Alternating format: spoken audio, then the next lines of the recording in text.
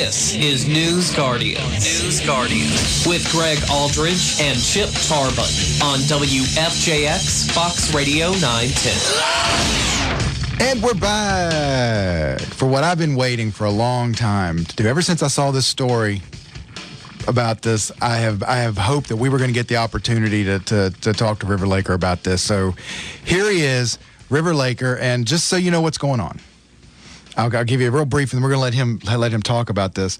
There's a website. It's called Airbnb.com, and what this website does is allows people to open up their home to people traveling that don't want to stay in hotels, and they don't want to stay. They don't want to stay in the traditional accommodations.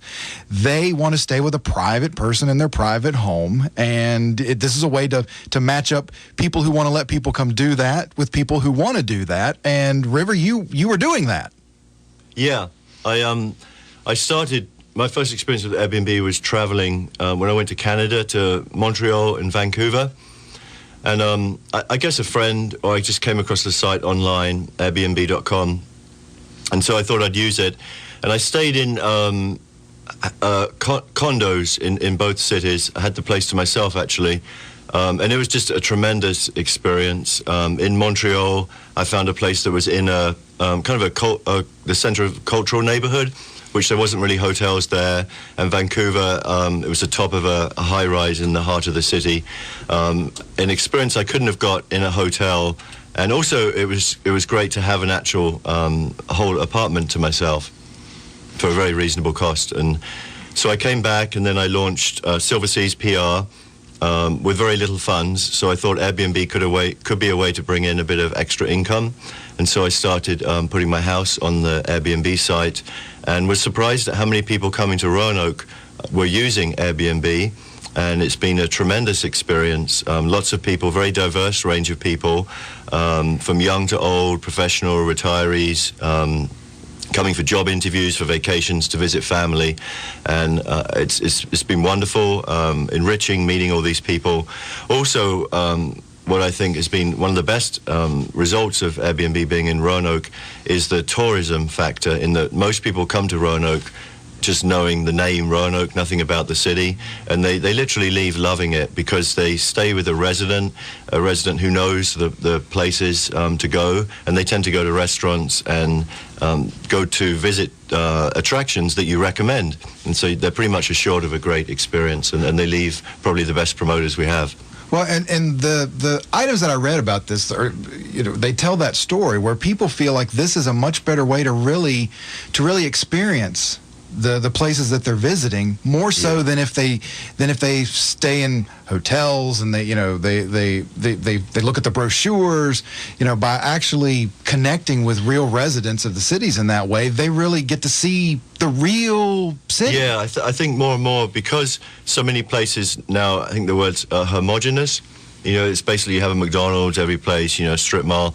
They're looking for a unique experience of the city, and I think one of the best ways to get that is to be with the people of the city. Yeah, if you think about Roanoke's hotel, if you stay over at Valley View Mall, for example, you're kind of segregated out from the rest of the city. You don't really get a sense for what downtown looks like or what other areas would look like, and that's true of most cities, I think, where the hotels tend to be sort of in a segregated section away from a lot of and I've met people when flying out from the airport in Roanoke, people who have been staying at those hotels, near Valley View, and the only comments I've heard is there's nothing to do in Roanoke. That they're complaining, but that's because all they've done is stayed in a hotel near Valley View Mall, and they haven't even been to downtown. Now, you started this, and it sounded like you were using this service because you were trying to raise money for an entrepreneurial venture, basically. Partly that, and then also the Airbnb. It's kind of hard to convey, but it's a social network, like Facebook. Mm-hmm. It's people who host on Airbnb. The public can't stay at their homes. There's nowhere else. It's just people who are members of Airbnb, and you're screened and vetted, and you have the choice of saying yes or no to someone who requests to stay at your place. So it's almost part of a culture. Mm-hmm. I guess you could call it the sharing economy, I think it's called. And you kind of have the same mindset. It may be early adopters who tend to use it, but it's a relational experience, as well as you obviously get financially rewarded for it too. Now, for the members, what did it cost for them to stay at your place if they were coming to Roanoke? It's varied over time. At the moment, it's I think around $80 for the room. So it's not dissimilar to a decent hotel in Roanoke in cost. No, I think it's a little bit less when you add in all the extra fees for a hotel. Now, you were doing this for a period of time, and then the city stepped in. What happened there? From what I understand, actually a bed and breakfast owner complained to the city. I think about all of them. That I think there's 4 or 5 in the city who do Airbnb host. Complained that we were doing it, and then as a result, I received, as other people have, a citation from the city saying that I'm operating a bed and breakfast establishment without a license. Now, do you see it that way? Do you think? No. I'm not operating a bed and breakfast business. There's probably a couple of guests each month who stay, for a night or two, which I think most people would say that's not a bed and breakfast business. But essentially, from the definition that the city has of a bed and breakfast business, the requirement is that you're providing food, a bed and breakfast. Right. And I don't even cook for myself. I'm not going to start cooking for my guests. So. Well, and this hits at the heart of what Chip and I talk about every day, which are liberty and freedom issues, and just how much control is government have the authority in our lives.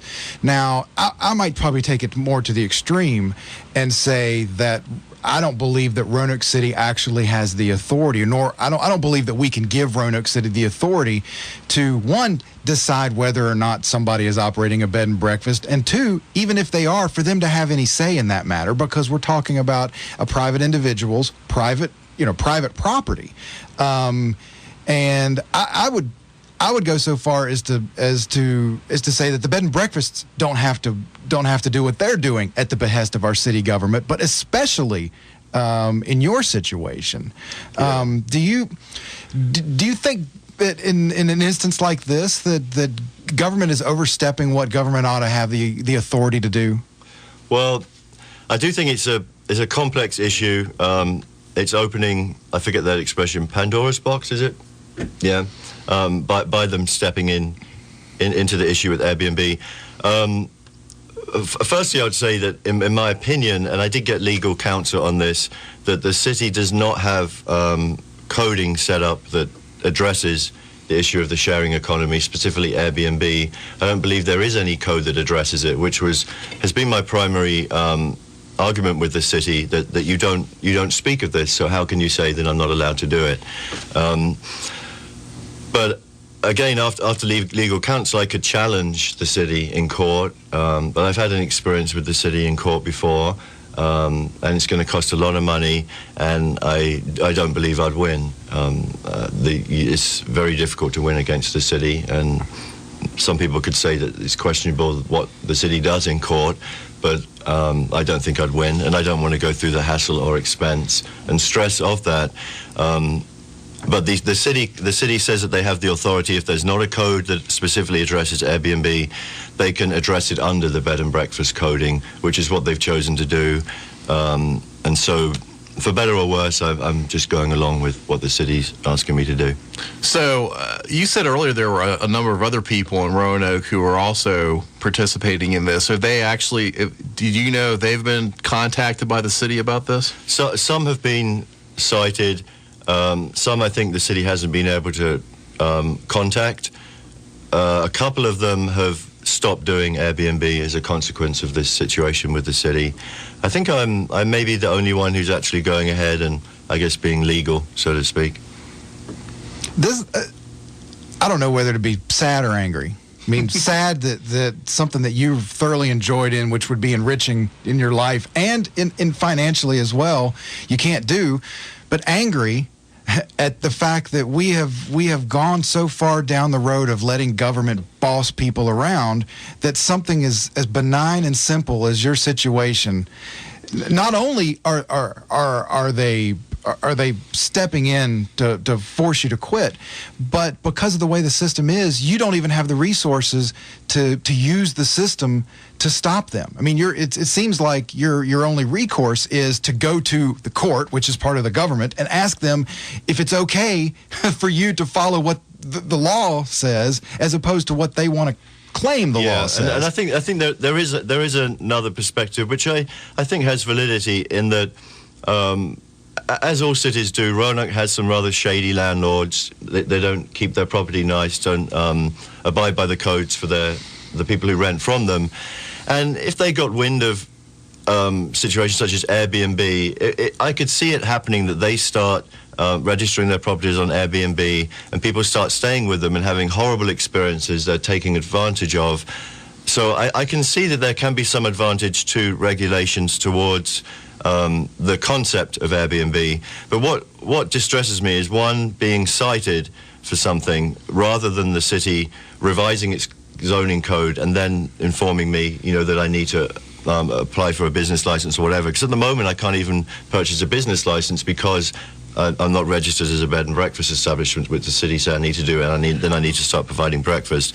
So I think there is a validity to regulation, but the other thing that kind of upsets me is I love Roanoke, and I think it has so much to offer to tourists, to visitors. But I think what would have been so much nicer is if, when the city had encountered the concept of Airbnb, if they had embraced it publicly and encouraged citizens to take part in Airbnb, open their homes to visitors, and it would be a tremendous grassroots network of ongoing long-term tourism. And also they would obtain, probably because it's such a hot issue nationwide PR. This is a progressive city who, rather than codifying and making it difficult for people to participate in Airbnb, embrace it and encourage their citizens to do it. Well, let me give you why I think that didn't happen, but what did happen. And this is basically the layout of this. We've gone so far down the road of government having authority to have its say in anything, whether they have a right to or not under the Constitution of our country and of our state, and given it so much power that business, whether it be big business or small business, whether it be corporations or a bed and breakfast right here in Roanoke, have figured out that since government has so much authority, now government can be a tool for them to be able to use to enrich themselves in a business sense, which is why this bed and breakfast owner was upset, because what he sees is competition. So rather than compete with you fairly, he's decided to use the force of government to stop you from being able to compete, and then therefore doesn't have to deal with this situation, doesn't have to be their best and try to outsell you. They can just have the government shut you down. And and I don't think it's at least in my mind, it's not mutually exclusive. That is, there are people that probably want a true B&B experience where somebody's waiting on them, brings a breakfast. There are people that would prefer to go to a hotel, sure, and have the full service of a hotel. And there are people that would probably prefer the Airbnb concept. So I don't think they have to be mutually exclusive, but I think you're correct that, if the owner, I understand this correctly, the owner is the one that complained to the city from a local B&B, right? From what I understand, yeah. This is exactly the same thing that corporate farmers do to the small farmer. This is exactly the same as having Tyson Chicken get the government on their behalf to set up the rules and regulations for raising chickens to be so strenuous and the permit process to be so evasive and the cost of complying with those regulations so expensive that a small family farm can't afford to raise chickens. And that's because Tyson's doesn't want to compete with the small family farm. And in this case, that bed and breakfast owner doesn't want to compete with River Laker. I think another factor that what's more volatile with the shared economy is that whether or not the city approves the issue, it's going to continue and expand.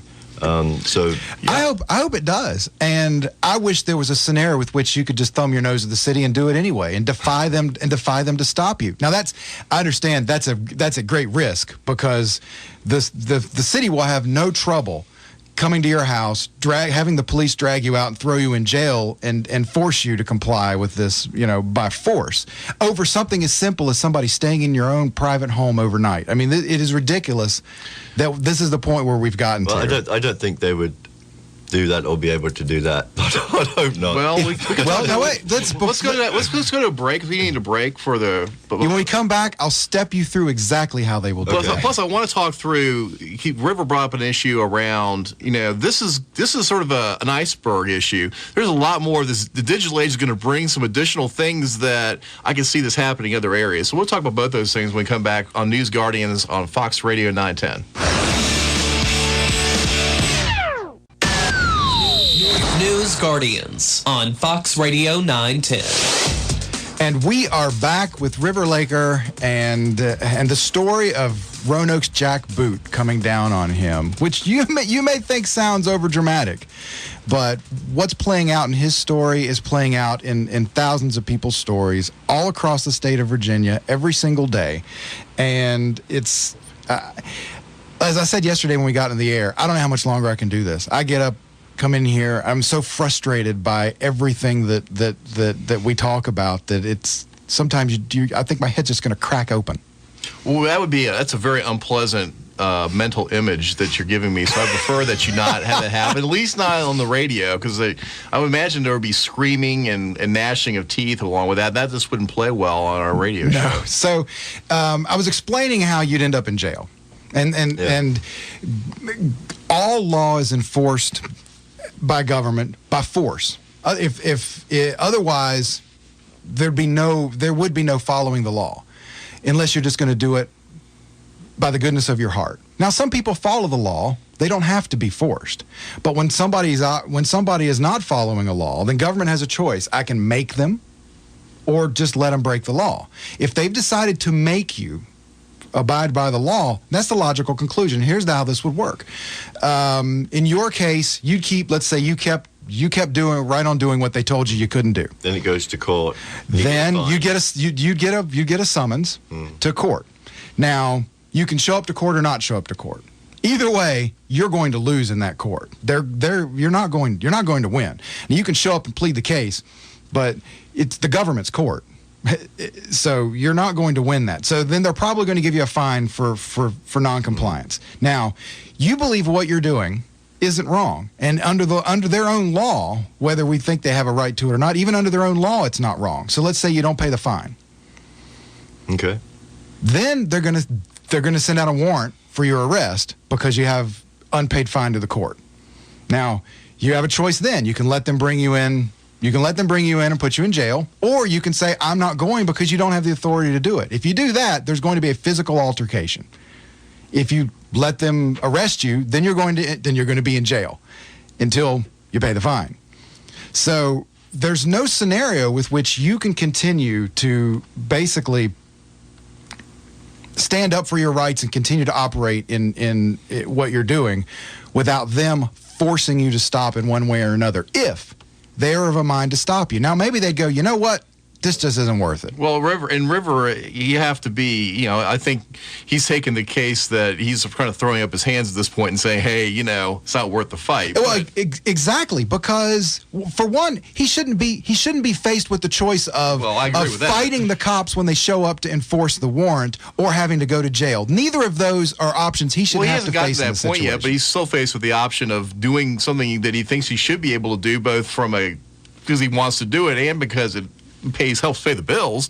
But the cost of it is for him to do it from a legal perspective, and the risk involved isn't worth it. Well, he shouldn't be put in that situation anyway. And that's why I'm angry. River should not be put in the situation to have to make that decision. He owns the house. He's a free individual.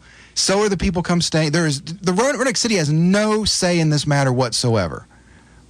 But because we've decided that we want government involved, and because the bed and breakfast owner doesn't want to compete with him, now he's faced with that decision, and he never should have been.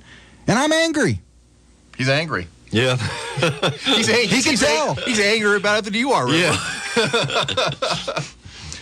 Anyway, you want to talk. The city has been very nice towards me. Well, and that's partially probably because while you're bringing to their attention, that's not what the law says. You haven't defied them yet. you've discussed with them. And I think they do. The people I spoke with do sympathise too. It is a tough issue. Yeah, issue. and not everybody involved in this issue who in government probably agrees that they should be doing this to you, but it's their job. And if they don't do their job, well, they're going to hire somebody else who will. Plus, I don't know you very well, River, but every indication is you're a very pleasant guy to deal with.